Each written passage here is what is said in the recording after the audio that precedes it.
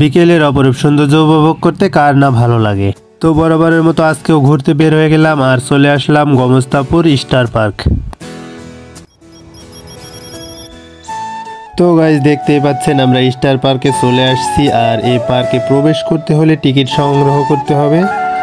তো আমরা ছিলাম 4 জন, 4টা টিকিট সংগ্রহ করে নিলাম, দেন পার্কে প্রবেশ করলাম। তো গাইস দেখতেই পাচ্ছেন পার্কের ভিতরে ঢুকতে না ঢুকতে বন বন করে ঘুরতে শুরু করে দিলাম। আর এদিকে দেখতেছি এরা ছবি তোলা নিয়ে প্রতিযোগিতা শুরু করে দিয়েছে। গ্রাম্য পরিবেশের মধ্যে অনেক বড় একটা পার্ক, পার্কের মধ্যে অনেক কিছুই আছে যার কারণে ঘুরতে অনেক ভালো লাগছে। অনেক সুন্দর মনোরম একটা পরিবেশ, কিন্তু লোক সংখ্যা একবারেই কম, লোকজন আরো বেশি হলে হয়তোবা আরো বেশি ভালো লাগতো।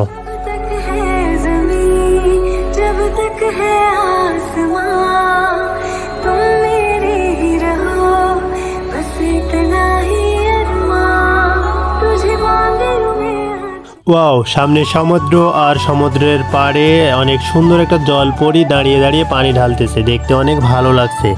তো আমার কথা শুনে আপনারা আবার সমুদ্র খুঁজবেন না, কারণ এখানে কোনো সমুদ্র নাই, আসলে জলপরিটা সমুদ্রে থাকে, সেই কারণে এ জলপরি দেখে সমুদ্রের কথা বললাম। আসলে এটা একটা শিশু পার্ক, ছোটদের খেলাধুলা করার জন্য অনেকগুলা রাইড দেখা যাচ্ছে এখানে। তো গাইস দেখতেই পাচ্ছেন নতুন একটা পার্ক যার কাজ পুরোপুরি শেষ হয়নি, তবে পার্কের মধ্যে অনেক কিছুই আছে এবং অনেকগুলো রাইড দেখা যাচ্ছে সামনে, এগুলো আমার কাছে সবচাইতে বেশি ভালো লাগছে। তো ঘুরতে অনেক ভালো লাগছে, অনেক সুন্দর মনোরম একটা পরিবেশ।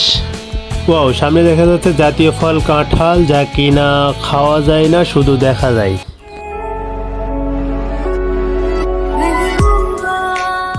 তো পার্কের মধ্যে সামনে দেখা যাচ্ছে একটা সুন্দর পুকুর, আর পুকুরে দুইটা রাইড আছে। এ পাশে দেখা যাচ্ছে তরমুজ, এইদিকে অনেকগুলো ভাইয়া আর আপু মিলে ছবি তুলতেছে।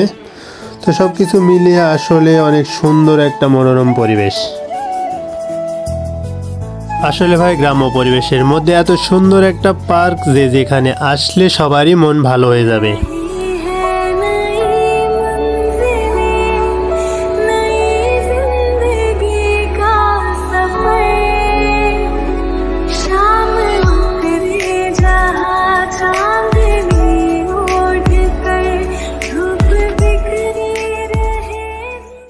তো পুরো পার্কটা ঘোরাঘুরি শেষে আমরা কিছুক্ষণ বসে থাকলাম। আজকের বিকালটা অনেক এনজয় করলাম। তো গ্রাম্য পরিবেশের এই পার্কটা আপনাদের কাছে কেমন লাগছে সবাই কমেন্টে মতামত জানাবেন, এবং চ্যানেল হলে সাবস্ক্রাইব, পেজ হলে ফলো দিয়ে পাশে থাকবেন। সো সবাই ভালো থাকবেন, সুস্থ থাকবেন, আল্লাহ হাফেজ।